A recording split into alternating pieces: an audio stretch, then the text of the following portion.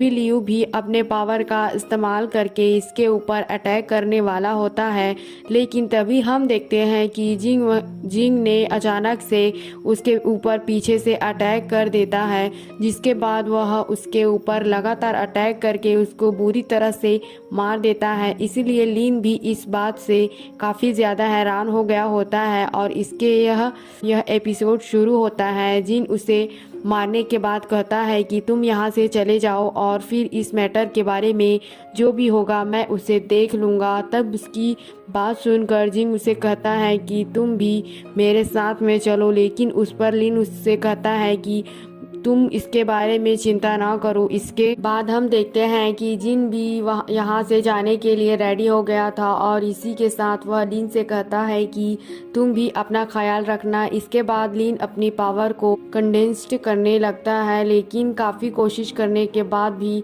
वह ऐसा नहीं कर पाता। इसके बाद वह सीतू से पूछता है कि सीनियर, मैं ऐसा क्यों नहीं कर पा रहा। तब इसकी बात सुनकर सीतू उसके एनर्जी को चेक करने लगता है। इस बात से वह कुछ परेशान हो गया था, जिस पर लिन उससे पूछता है कि क्या बात है, क्या मेरी साथ में कोई गड़बड़ हो गई है। तब इस पर सीतू उससे बताता है कि लिंक आओ नाम का एक पॉइजन होता है जिसे लेने के बाद तुम अपने स्पिरिचुअल एनर्जी को कंडेंस नहीं कर पाओगे और इसके अलावा तुम अपने कल्टिवेशन को भी एडवांस नहीं कर पाओगे। अब इतनी बात कहने के बाद वो उसे पूछता है कि यह पॉइजन तुम्हें किसने दिया होगा, क्या उसके बारे में तुम्हें कुछ याद है। तब उसकी ऐसी बात सुनकर उसे याद आता है कि एल्डर सुन ने उसे कुछ कलेक्शिश दिया था, जिसके बारे में सुनकर सीतू उससे कहता है कि तुम्हारा मास्टर तो बहुत ही घटिया है और इसीलिए मैं चाहता हूँ कि तुम उसे तुरंत ही मार दो। लेकिन उस पर लिन उससे कहता है कि क्या आपको किसी एंटीडोट के बारे में पता है, इसकी मदद से मैं अपने अंदर के पॉइजन को ख़त्म कर पाऊँ। तब इस पर सीतू उससे कहता है कि इसके लिए तुम्हें फायर के साथ में फाइट करना पड़ेगा, लेकिन मुझे तो ऐसा नहीं लगता है कि तुम उसे सहन कर पाओगे।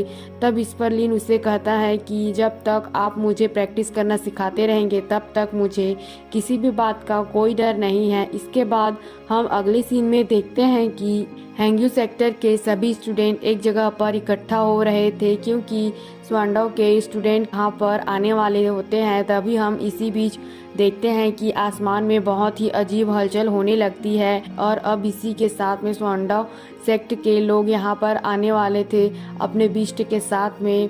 अब इसे देखते ही यहाँ के स्टूडेंट पूरी तरह से हैरान हो गए होते हैं और कहने लगते हैं कि यह सेंटीपेड तो कम से कम 300 साल पुराना है, ऐसा लगता है कि इसका पॉइजन किसी को भी एक झटके में मार देगा। तब इसके बारे में जानकर लिन कहता है कि यह तो सही समय पर यहाँ पर आ गया है, क्योंकि असल में वह इसको ख़त्म करके अपने अंदर की पॉइजन को ख़त्म करना चाहता था।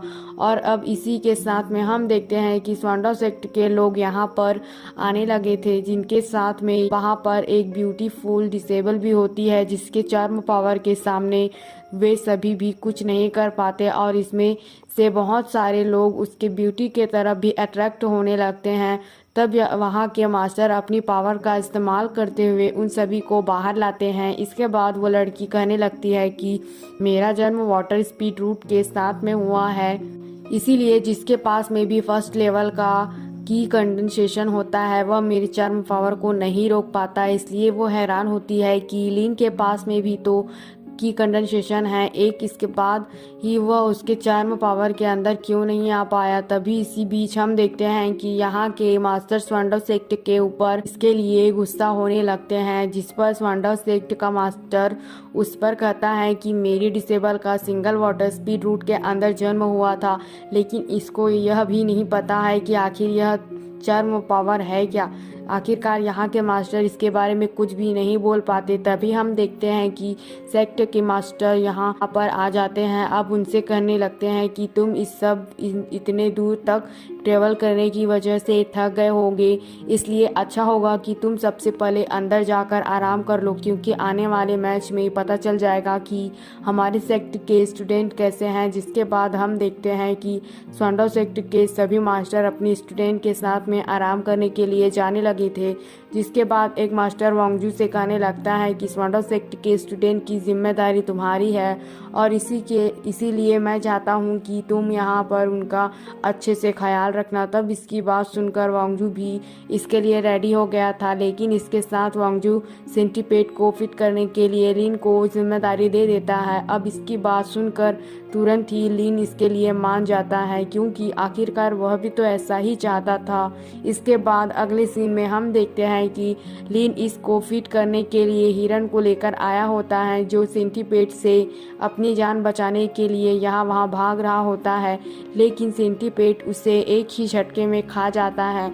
लेकिन तभी हम देखते हैं कि वह से खाने के बाद तुरंत बेहोश भी हो गया था। जिसके बाद लिन इस मौके का बहुत ही शानदार तरीके से इस्तेमाल करता है और इस तरह से वह सेंटीपेड के पॉइजन को कलेक्ट कर लेता है। लेकिन अब जैसे ही वह वहां से जाने लगता है, सेंटीपेड को भी होश आ जाता है और इसके बाद वह उसके ऊपर अटैक करने की कोशिश करने लगता है। तब यह देखते ही लिन भी अपनी जान बचाने के लिए तुरंत वहां से भागने लगता है और वह किसी तरह से अपनी जान बचाकर हेवनली पर्ल के स्पेस में आ जाता है। और अब इसी के साथ में हम देखते हैं कि उसने इसके पॉइजन को पी लिया था और अब वह इसके साथ में प्रैक्टिस करना शुरू कर देता है। लेकिन असल में वह पॉइजन बहुत ही ज़्यादा स्ट्रॉन्ग था, जिसकी वजह से इसे ख़त्म करना इतना आसान नहीं होता।